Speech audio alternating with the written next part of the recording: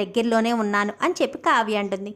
ఇంకా అక్కడికి వెళ్ళిన తర్వాత ఏంటే ఇది తీసుకొచ్చావు అనగానే ఫోనుల్లో అయితే డిలీట్ చేసేస్తున్నారు కదక్క, అందుకే కెమెరా తీసుకొచ్చాను, నేను ఫొటోస్ తీస్తాను, నువ్వేమో వాళ్ళిద్దరూ మాట్లాడుకున్నవన్నీ వీడియో తీయని చెప్పాను. కానీ సరేనని ఇద్దరు లోపలికి వెళ్తారు. ఇంకా లోపలికి వెళ్ళాక సామంత్ హాయ్ ఆంటీ అని చెప్పనేసరికి చాలా సెలబ్రేట్ చేసుకుంటున్నావు కదా సామంత్, అనామిక నీ లైఫ్లోకి రావడం నీ అదృష్టం సామంత్ అని చెప్పనేసరికి అవునాంటీ నిజంగా నేను చాలా అదృష్టవంతుడిని, అందుకే కదా అనామిక రావడంతో ఎప్పుడూ కూడా నెంబర్ 1 స్థానానికి రాని నేను అనామిక తెలివితేటలతో నెంబర్ 1 స్థానానికి వచ్చేసాను, నాకు చాలా హ్యాపీగా ఉంది, మీరు కూడా మాకు ఇంత హెల్ప్ చేస్తారని అస్సలు అనుకోలేదు అని చెప్పనేసరికి మీకు చేయకపోతే ఎవరికి చేస్తాను, అనామిక నాకు బాగా తెలుసు అని చెప్పి ఇంక ఇద్దరు కూడా మాట్లాడుకుంటారు.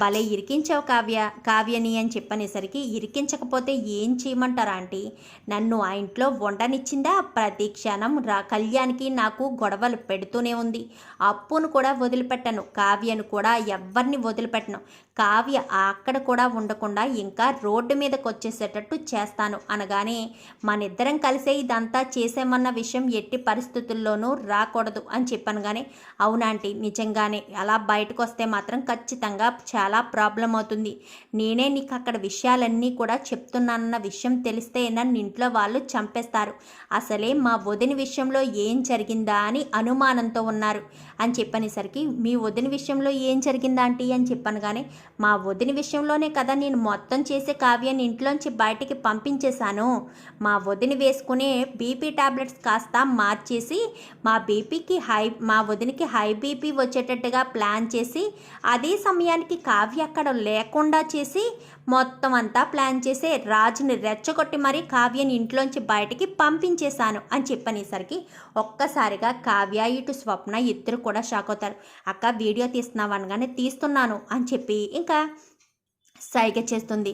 ఎంత పని చేశారా అండి, పోనీలే మంచి పని అయింది, కావ్య బయటికి రావడం వల్లే కదా రాజును ఓడిపోయేటట్టు చేశాను, ఏదో చిన్న కంపెనీ అనగానే పోనీలే పాపం కావ్య జాయిన్ అయ్యి మరీ అడ్డంగా బుక్ అయిందని చెప్పనేసరికి బుక్ అయితేనే కదా మనకి ఇలా మన చేతిలో మన కుట్రలో పడింది, ఇప్పుడు రాజు కావ్య మీద పేకల దాకా ఉన్నాడు, రాత్రి కావ్య ఫోటోలు కావ్య చీర కూడా తగలపెట్టడానికి సిద్ధపడిపోయాడు, సమయానికి వర్షం వచ్చింది కాబట్టి సరిపోయింది, లేదంటే దాని జీవితం లాగానే దాని బట్టలు దాని జ్ఞాపకాలు కూడా బూడిదైపోయి ఉండేవి అని చెప్పాను. కానీ అవుతాయంటీ, ఆ రోజు కూడా త్వరలోనే వస్తుంది, మీరు నేను చేతులు కలిపి దండం మొదలు పెడితే మనకు సాధ్యం కానిదంటూ ఏదైనా ఉంటుందా ఆంటీ, ఖచ్చితంగా సాధ్యమవుతుంది కదా అని చెప్పాను. కానీ ఎస్, మనం అనుకుంటే ఖచ్చితంగా దేన్నైనా సాధ్యం చేసి చూపించగలం, సాధ్యం కానిది సుసాధ్యం చేసి చూపిస్తామని చెప్పి ఇద్దరు కూడా మాట్లాడుకుంటారు.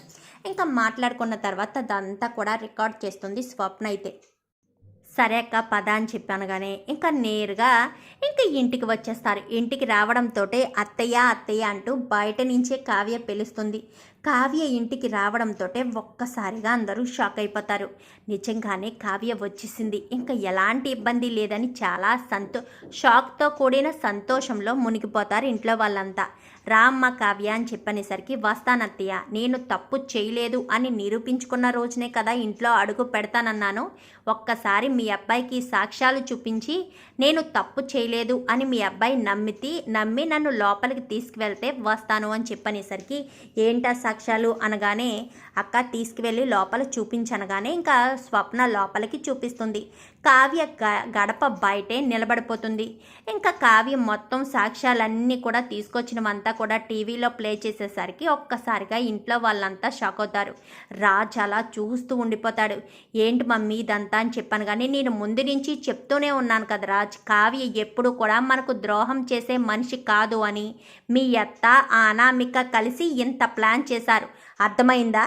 నేను ఆ రోజు హాస్పిటల్లో పడ్డానికి కూడా కారణం ఎవరో బాగా అర్థమైందనుకుంటా అని చెప్పాను. కానీ అర్థమైందమ్మా, బాగా అర్థమైంది అని చెప్పనేసరికి వెళ్ళు మరి కావ్యాన్ని తీసుకురా అనగానే ఇంకా రాజు కావ్య దగ్గరికి వెళ్తాడు. వెళ్ళిన తర్వాత నన్ను క్షమించు కళావతి, నీ విషయంలో నేను చాలా తప్పుగా అర్థం చేసుకున్నాను అని చెప్పనేసరికి, మొదటి నుంచి మీరు అర్థం చేసుకున్నది అంతే కదా, నా విషయంలో మీరు ఎప్పుడూ తప్పుగానే వ్యవహరిస్తారు, నేను ఎప్పుడూ తప్పు చేశాననే కదా మీరు నమ్ముతారు అని చెప్పనేసరికి, ఈ ఒక్కసారికి నన్ను క్షమించు, ఇంకెప్పుడు నీ విషయంలో ఎలాంటి పొరపాటు చెయ్యను అని చెప్పనేసరికి, ఇంకా ఎందుకు కావ్య బయట ఉంటావు, రాజే తప్పు చేయలేదు అని చెప్తున్నాడు కదా అంటూ ధాన్యలక్ష్మి అనేసరికి ఒక్కసారిగా ప్రకాశం ధాన్యలక్ష్మి వంక చూస్తాడు.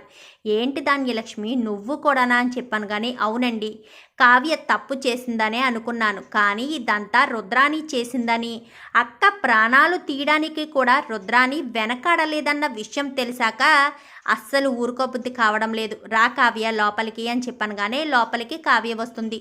స్వప్న అని చెప్పనేసరికి, చెప్పు రాజ్ అనగానే, మీ అత్త బ్యాగు గుమ్మం దగ్గర ఉండాలి, అలాగే రాహుల్ది కూడా అని చెప్పనేసరికి, నేనేం చేశాను రాజ్ అని చెప్పనేసరికి, నువ్వు ఆ తల్లి కన్నబిడ్డవే కదా, నువ్వు ఈ కుట్రలో పాలు పంచుకునే ఉంటావు, మీ అమ్మ బయటికి చెప్పలేదంతే, క్రెడిట్ మొత్తం మీ అమ్మే కొట్టేద్దామని, అయినా నిన్ను కూడా ఇంట్లో ఉంచుకోవడం చాలా ప్రమాదం, నువ్వు కూడా ఇంట్లోంచి బయటికి నడిస్తే బాగుంటుంది, మర్యాదగా పొమ్మని చెప్పినప్పుడు పోలేదనుకో మెడపట్టి బయటికి గెంటాల్సిన పరిస్థితి వస్తుంది అని మాట్లాడుతూ ఉండగానే ఇంకా రుద్రాణి అయితే వస్తుంది. రుద్రాణి బ్యాగును చూసి, ఇదేంటిది, నా బ్యాగ్ ఎక్కడుంది, ఎవరు ఊరు వెళ్తున్నారు రాజ్ అని చెప్పాను. కానీ ఎవరో కాదు, మీరే వెళ్తున్నారు అత్తయ్య అని చెప్పనేసరికి, ఒక్కసారిగా ఏం మాట్లాడుతున్నావు స్వప్న అని చెప్పాను. కానీ ఒక్కసారి అటు చూడండి అని చెప్పనేసరికి, ఇంకా అనామిక రుద్రాణి మాట్లాడుకున్న మాటలన్నీ కూడా టీవీలో ప్లే అవుతూ ఉంటాయి. ఒక్కసారిగా షాక్ అయిపోతుంది. కావ్యం చూసి మరో షాక్ అవుతుంది.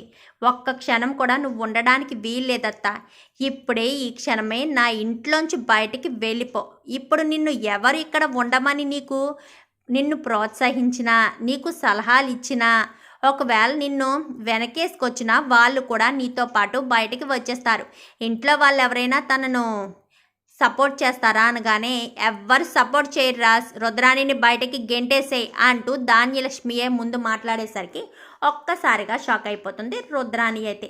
చూద్దాం మరి రాబోయే ఎపిసోడ్స్లో ఇలాగే రుద్రాణి అనామిక కుట్ర బయటపడాలని మీరు కూడా కోరుకుంటే వీడియో నచ్చితే లైక్ చేయండి, ఛానల్ని సబ్స్క్రైబ్ చేసుకోండి, పక్కనే ఉన్న బెల్ సింబల్లో ఆల్ పై క్లిక్ చేయండి. ఎలా చేయడం వల్ల అందరికంటే ముందుగా చూడవచ్చు.